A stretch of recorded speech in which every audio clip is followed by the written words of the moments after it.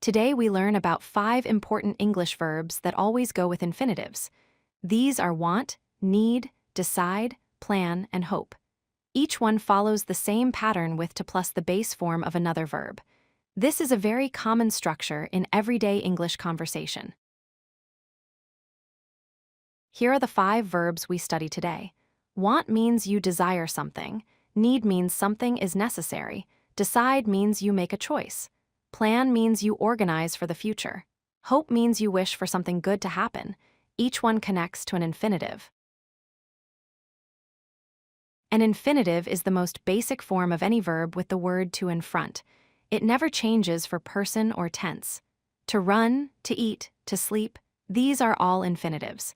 They always start with to plus the plain verb form without any endings. Want always goes with to plus another verb.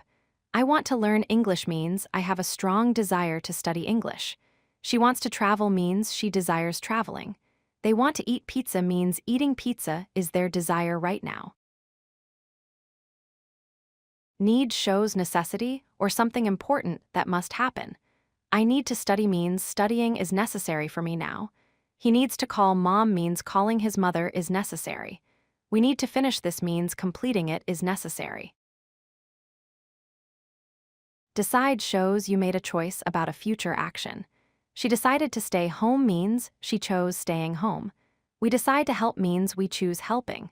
He will decide to join us means he will choose joining our group. Plan shows future intention or organization. We plan to visit Paris means we organized a trip to Paris. She plans to start tomorrow means she organized starting tomorrow. They plan to meet at 5 means they organized meeting at 5 o'clock. Hope expresses a positive wish for the future.